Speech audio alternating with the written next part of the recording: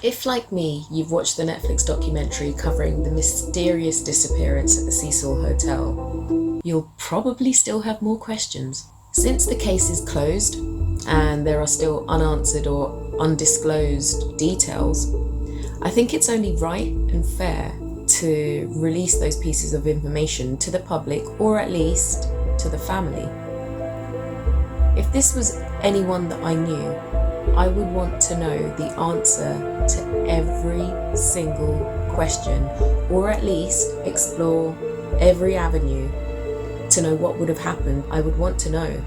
There are still unanswered questions. So how this case was closed and ruled an accident, I don't know.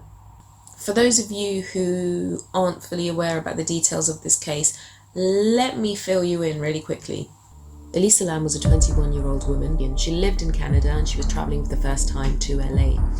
She arrived in downtown LA and checked in at the Cecil Hotel on the 26th of January 2013. She had kept in contact with her family every single day by calling them, but on the 1st of February she did not call them. Around that time she didn't check out of her hotel room like she was supposed to.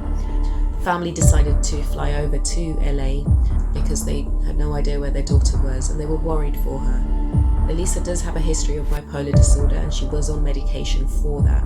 The police conducted a search around the 15th of February and this search led to nowhere. They didn't find Elisa, they didn't find any clues. So the police decided to release some CCTV footage to the public, and this CCTV footage, it went viral and it still led to nowhere.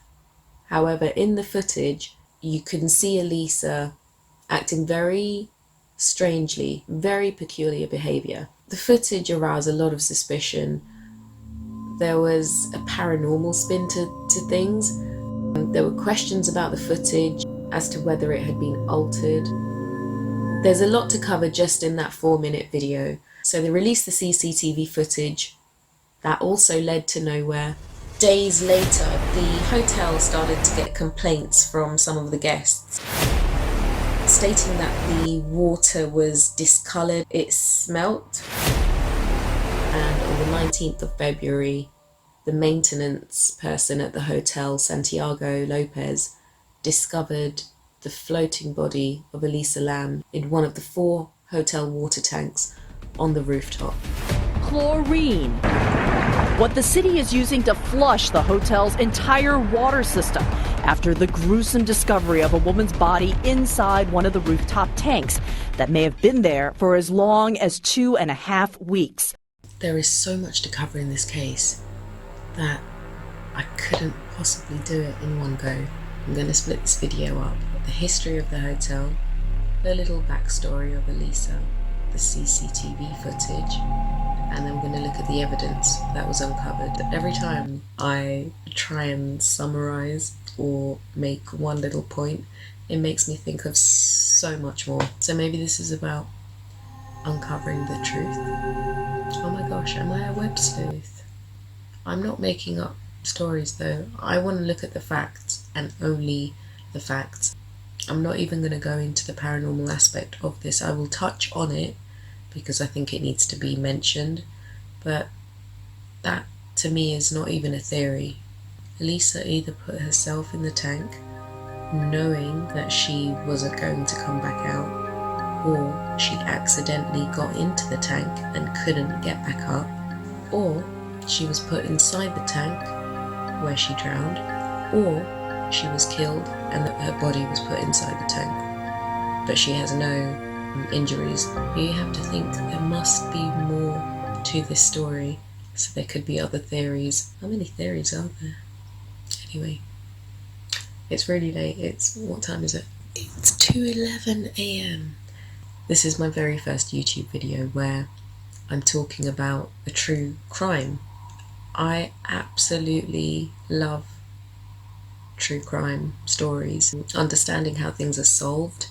If there are any questions to a case, I want to know the answers. And when those questions aren't answered and it's a closed case, it makes me wonder, why are those pieces of information not released? There's something about this particular case that struck me, and maybe it's to do with the fact that Elisa loved to write and she loved to read, and her story has not yet been told. Her story is unfinished, but by us putting the details together, perhaps the story can write itself.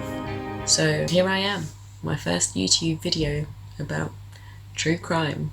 We'll see how this goes. I'll probably get like 10 views, but that's okay, at least 10 people have watched it. Oh, if you do watch it though, can you like it? Or thumbs down it. If you don't like the video, just react the way you want to react. I prefer that though. And comment, tell me what you think, because there is so much to cover on this case and I want to cover every single detail. I think it's owed to not just the family, but it's owed to Elisa for her story to be told. So let's tell her story.